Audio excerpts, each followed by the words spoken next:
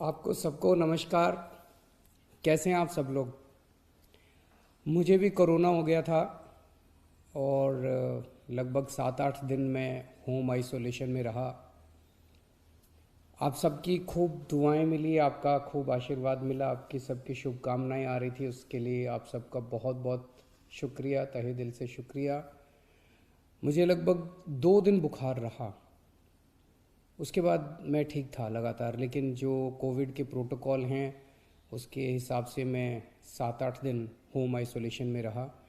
अब मैं वापस आप सबकी सेवा में हाजिर हूँ। आप सब लोगों की शुभकामनाओं के लिए बहुत बहुत शुक्रिया। लेकिन दिल्ली में जो कोरोना की रफ़्तार बहुत ज़्यादा तेज़ी से बढ़ रही है, उसको लेके मैं हमेशा से चिंतित था। हालांकि मैं होम आइसोलेशन में था, लेकिन फ़ोन के ऊपर मैं लगातार अ, अपने सभी ऑफिसर्स से, चीफ सेक्रेटरी साहब से, हेल्थ मिनिस्टर से, सबसे लगातार संपर्क में था। जो जो इंतज़ाम किए जा रहे हैं और जिस तरह से कोरोना की स्पीड बढ़ रही है उसके ऊपर मैं नज़र रखे हुए था। दिल्ली के अंदर जो कोरोना की, पूरे देश में कोरोना बहुत तेज़ी से बढ़ रहा है, दिल्ली में भी बहुत तेज़ी से बढ़ रहा है। रफ्तार बहुत ज़्यादा तेज़ है। मैं देख रहा था कि कल वाला जो हेल्थ बुलेटिन था उसमें लगभग 20,000 के करीब केसेस आए थे, और आज शाम को जो हेल्थ बुलेटिन आएगा उसमें लगभग 22,000 केसेस, पिछले 24 घंटे के 22,000 केसेस आएंगे। तो डेली बहुत तेज़ी से केसेस बढ़ रहे हैं, जिसको, जो एक चिंता का विषय तो है, लेकिन जैसे मैंने पहले भी बोला था, घबराने की बात नहीं है।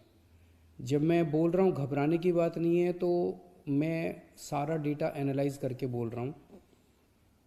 पिछली जो वेव आई थी अप्रैल मई में, उसमें 7 मई को इतने ही डेली केसेस आते थे, 20,000 के करीब। जैसे अभी 20,000 केसेस आए कल, 20,000 cases per day daily cases आए।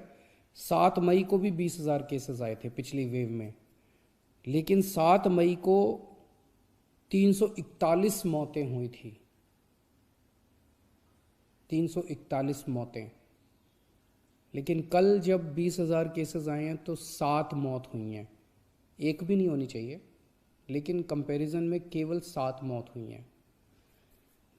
7 मई को जब 20,000 केसेस आए थे तो लगभग 20,000 बेड्स दिल्ली में भरे हुए थे, लेकिन कल जब 20,000 केसेस आए हैं तो लगभग 1,500 बेड केवल दिल्ली में भरे हुए हैं। तो उस तरह से इस वेव के दौरान डेथ भी काफ़ी कम हो रही हैं और लोगों को अस्पताल जाने की भी काफ़ी कम ज़रूरत पड़ रही है। ये डेटा मैंने आपको इसलिए नहीं बताया कि इसलिए अब हम मास्क पहनना बंद कर देंगे और गैर जिम्मेदार हो जाएंगे। ये डेटा मैंने आपको इसलिए बताया कि पैनिक करने की कोई ज़रूरत नहीं है, घबराने की कोई ज़रूरत नहीं है, डरने की कोई ज़रूरत नहीं है, लेकिन जिम्मेदारी के साथ काम लेने की ज़रूरत है। जो मैं बार बार बोल रहा हूँ कि मास्क पहनना सबसे ज़रूरी है। मास्क पहनना सबसे ज़रूरी है। कई लोग मेरे से प्रश्न पूछ रहे हैं, लॉकडाउन लगेगा? हम लॉकडाउन नहीं लगाना चाहते। लॉकडाउन नहीं लगेगा अगर आप मास्क पहनोगे तो। मास्क पहन के घर से बाहर निकलो, मास्क पहन के चारों तरफ घूमो।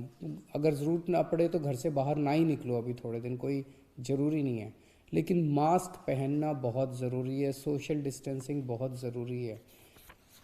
हम लॉकडाउन नहीं लगाना चाहते, फ़िलहाल लॉकडाउन लगाने की कोई हमारी मंशा नहीं है। और हम चाहते हैं कि जल्दी से जल्दी ये वेव ख़त्म हो, और कोशिश हमारी है कि कम से कम रिस्ट्रिक्शंस हम लोग लगाएं, ताकि लोगों के रोज़ी रोटी चलती रहे, लोगों के रोज़गार चलते रहें। एलजी साहब और मैं दोनों मिलके पूरी सिचुएशन को लगातार हम लोग नज़र रखे हुए हैं। कल हमारी डीडीएमए की दोबारा मीटिंग है। उस मीटिंग में एक्सपर्ट्स के साथ फिर से हम रिव्यू करेंगे सिचुएशन को कि क्या और करने की ज़रूरत है, नहीं है। केंद्र सरकार से लगातार हम लोग संपर्क में हैं। केंद्र सरकार से भी हमें पूरा सहयोग मिल रहा है। तो सब लोग मिलके, मैं, एलजी साहब, हमारे सारे ऑफिसर्स, केंद्र सरकार, सब लोग मिलके सिचुएशन के ऊपर नज़र रखे हुए हैं और सिचुएशन को कंट्रोल किए हुए हैं। पहले भी हम सब दिल्ली वासियों ने मिलके कोरोना की इतनी बड़ी इतनी खतरनाक लहर थी जो अप्रैल वाली थी, उसको हमने पार पा लिया, तो इस लहर को भी हम लोग पार पा लेंगे। चिंता करने की ज़रूरत नहीं है, लेकिन जिम्मेदारी के साथ काम करने की ज़रूरत है। और जिन जिन लोगों ने वैक्सीन नहीं लगवाया, प्लीज़ जाके वैक्सीन ज़रूर लगवा लीजिए। वैक्सीन लगाने से मतलब ये नहीं है कि कोरोना नहीं होगा, लेकिन कोरोना अगर हुआ तो आपको कम माइल्ड कोरोना होगा, आपकी जान को खतरा नहीं होगा, आपको अस्पताल हो सकता है जाने की ज़रूरत ना पड़े। नमस्कार।